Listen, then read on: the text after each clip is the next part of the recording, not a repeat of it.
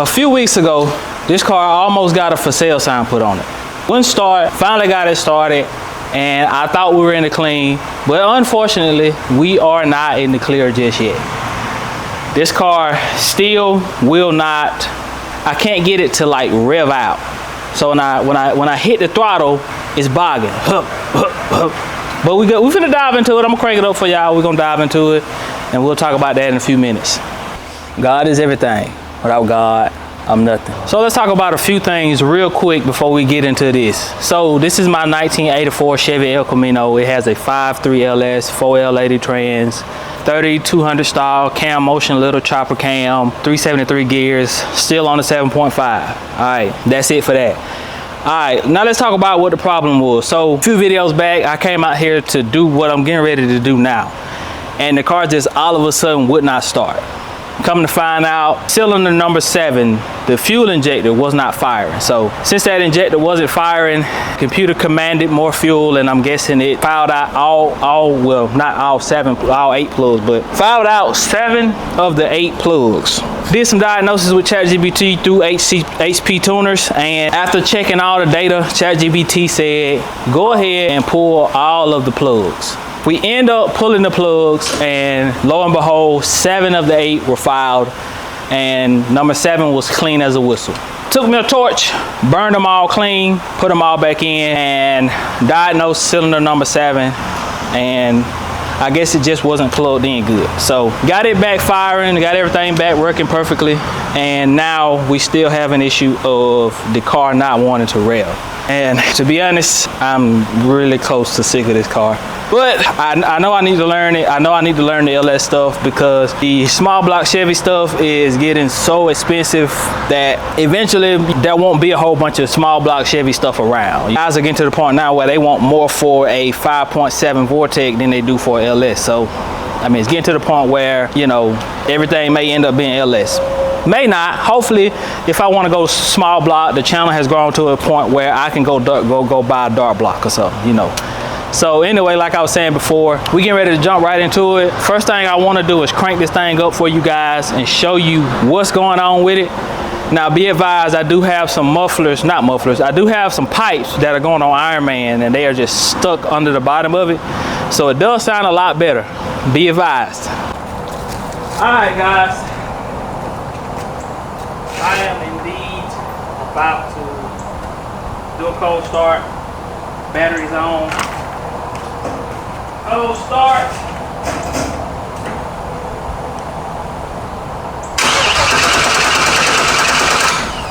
Does not start good on the cold start.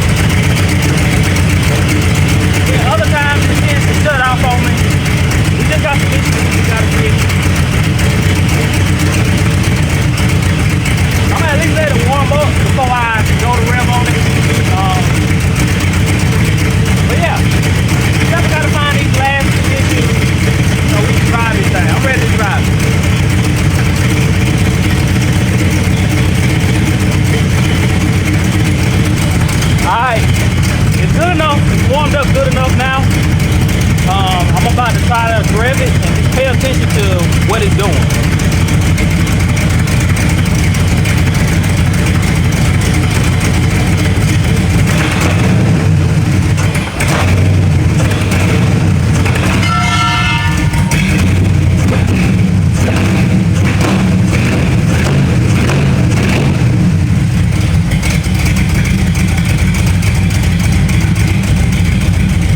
That's what it's doing. Hopefully I heard that loud and clear. I left the mic back here so that things weren't so loud.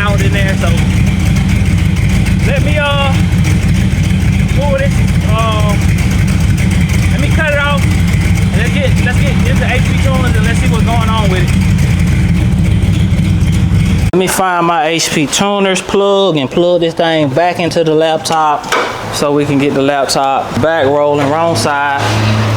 Some people might say wrong hole. Some of y'all gonna say it ain't no such thing as the wrong hole, but some of y'all just some freaks out here. Let's talk a little bit more about this HP tuners and different things. One quick note is I do have to get a new laptop for sure. Like, not a new laptop, but a battery for this laptop, because once I start data logging, I am gonna have to get a battery because this thing has to be plugged up all the time for it to work.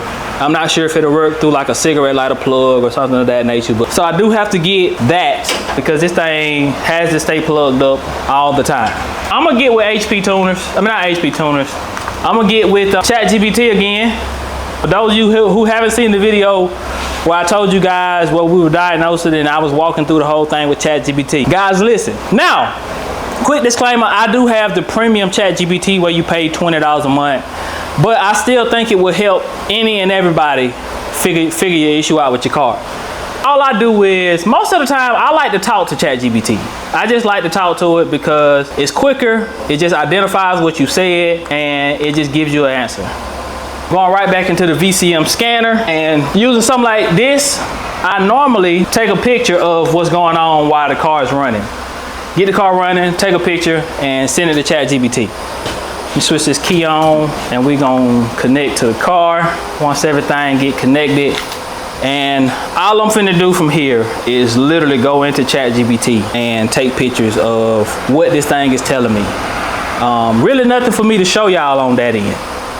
Like I said, all I'm doing is going in ChatGPT, snapping a picture, and ChatGPT let me know if these numbers look close. We have the engine coolant temp, intake air temp, mass outflow, all this different stuff that we're looking at the data on. And that's it. That's all I'm doing.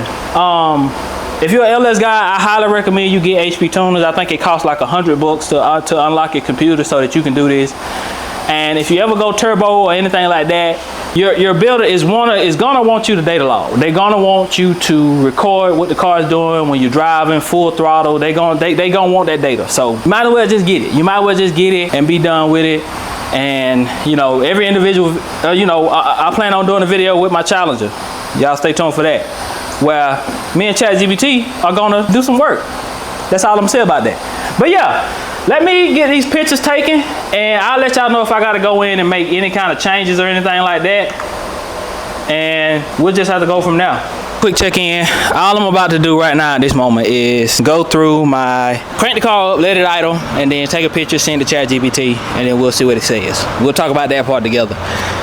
I don't want to bring the camera in. I don't want to bring the mic in because I know it's going to be loud. But like I said, all we're going to do is crank it up and take a picture and see if any of the numbers look weird, and then try to fix it, and we'll go from there. But let me just get the picture and we'll talk about it. I just spent the past few minutes in pictures, sending things to ChatGPT. And what it told me was that, let's see here, the map is too high at idle, 72 kPa. It told me the likely causes, and it gave me it was like step 1, do this, step 2, do this. I jumped straight to step 2 because it was the easiest. Let me just tell y'all what it told me to do. Step 1, it told me to watch the map. When I lightly rev it, watch it and see what happens. Then step 2 was unplug it, crank it, and see if it revs. Long story short, I got an issue going on with my map sensor, or mouth sensor, because when I unplugged it, let me show y'all, I'm gonna show y'all what it does. When I unplug it, it instantly runs totally different. It runs like a totally different car. Sounds totally different. The cam hits harder. There's definitely an issue with the map. Let me crank this up and show y'all. It's plugged up right now, but just listen to the change.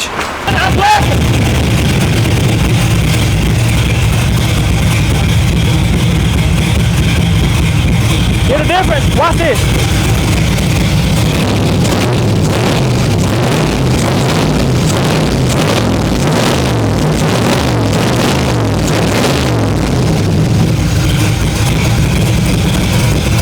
Alright, now we're gonna plug it back in.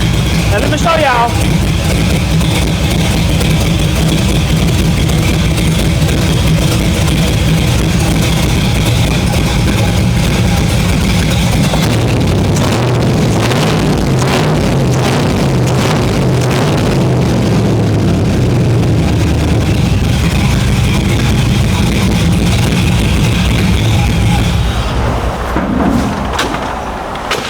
So yeah, we for sure got an issue with the math because it revved better. Wasn't still 100%, but it could just be the exhaust at that point. It could just be the exhaust sounds horrible, so it's making it sound bad. So let's see what are the possible fixes for this math sensor, or do I just need to buy another one? So hanging out with me, we're going back to ChatGPT. I'm gonna tell it what I discovered and we're gonna go from there. Let me say this real quick, ChatGPT is not 100% correct all the time. If something doesn't sound right that it's telling you to do, it may not be right. There have been plenty of times where I had to double check behind ChatGPT and say, hey, look, this don't sound right. Can you double check that? So be sure to do that. Right now, I asked it, how do I fix my math? It's giving me a picture. Oh, never mind. It was generating me a picture, but it corrected itself. I'm gonna let this start reading because I like to just go all the way down to the bottom. There's like a speaker thing. If you click that, it'll start to read it out. But let me just. Runs way better with the math unplugged. That means the PCM is likely going into a speed density backup mode and ignoring the bad math data. In plain English, that strongly points to a math-related problem. But that can mean one of 4 things. 1, bad math sensor. 2, MF installed wrong, clocked wrong. 3, air leak or turbulence around the math. 4, MF calibration tune doesn't match the intake setup. So yes, you are absolutely on the right trail now. First, math direction.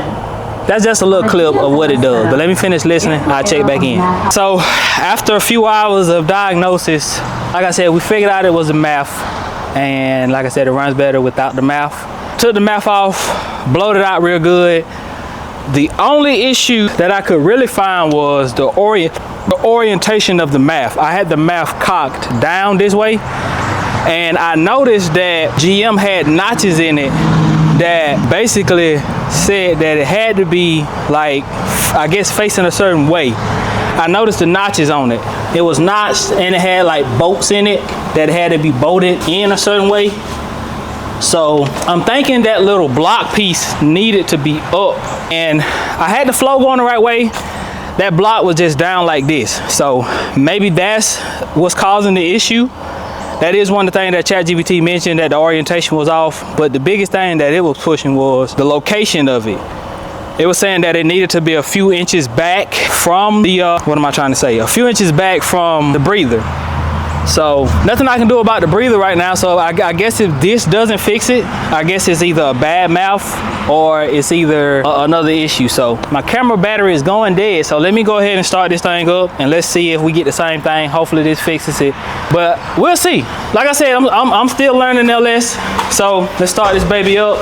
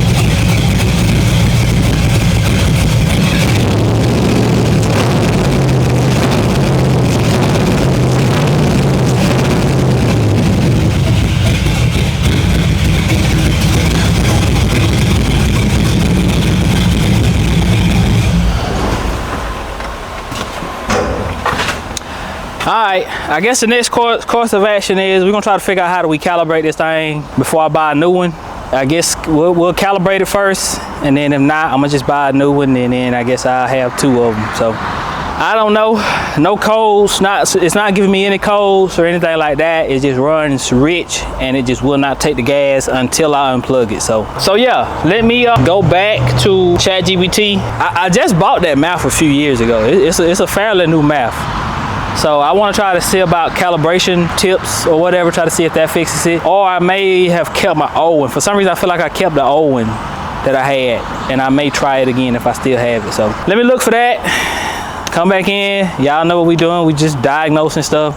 So I don't have really any information for y'all right now other than it's the MAF. So you have a similar issue with your LS swap or you just your LS in general, unplug your MAF, see if that fixes it. Oh boy, it would be crazy if all this was caused by O2 sensor, right? So what's happening is the MAF sensor and things like that are reading weird. The fuel pressure is reading weird, and what ChatGPT is saying there is something with the O2 sensor. I crawl up under there, and the passenger side O2 sensor, which is what it was saying, the passenger side O2 sensor is like ridiculously loose. It's on the, it's hand tight. So I'm about to crawl up under there with a wrench, and I don't know if I need to put anything on it, anti-seize or whatever, but I'm finna see what I need to put on it, or do I even need to put anything on it, and I'm gonna put it back in. We're gonna tighten it back up, put it back in. We're gonna see if that fixes the issue, because I was like, wow, this is crazy for this car to still be popping and stuff. So yeah, it was saying that it may not be the MAF at all. It could possibly just be the O2 sensor. So let me get that situated, and then we'll be back, and we're gonna see how much better this thing runs. But I'm thinking this is it. Hopefully this is it, because I don't want to spend no more money on this car. I'm ready to drive it. Moment of truth. I now have the O2 sensor tightened up. We're getting ready to crank this thing back up and see what we get. Let me leave the mic out here with y'all. Let me fix the screen, and my camera's finna go dead, so please don't go dead on me before I finish this startup. Start up. Oh Lord. No problem. Come on, baby. Come on, baby. Let's go. Come on, baby.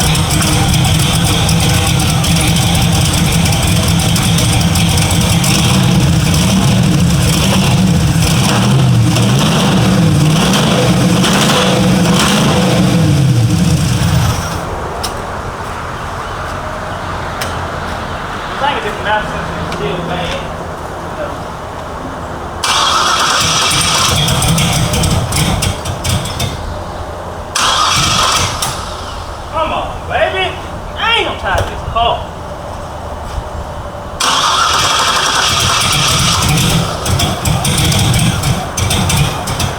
Come on. Oh.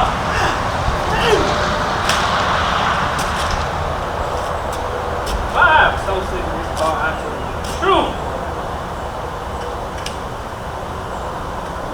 I'm gonna check back in with y'all in a minute. Let me swap the MAF sensors. I don't know. Let me swap the MAF sensors back to another one I got, and we'll see what we get. All right, other O2 sensor was loose. Let me put y'all back. The other O2 sensor. Let's try this now. See.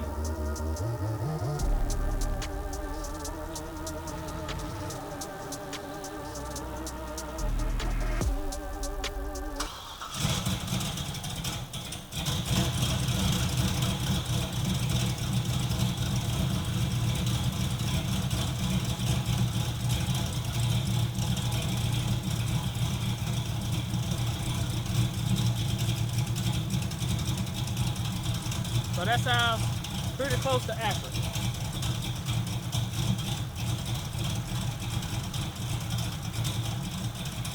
So I don't have the fans hooked up, and because I've been cranking it so much, the temperature is like 200. So I'm gonna go turn it off, and we might look into the fan wiring here in a minute. But yeah, hold on, give me a second. Alright guys, back in the house. I now have the car. It's running better. We found some more issues with it, but I think what I'm gonna do for y'all is I think I'm gonna just continue working on this thing off camera. And by the time I come back, we'll be getting the fans wired up, lug nuts on it, getting the steering stuff right, probably a new power steering pump and all that stuff. Just putting finishing touches on it before we go make this ride. I do know it's getting really low on gas at the end, and so maybe that was causing a no start issue, or not really wanting to start issue. So we'll see. I appreciate y'all for tuning in to another one with this frustrating car man, PullsTv. Gone.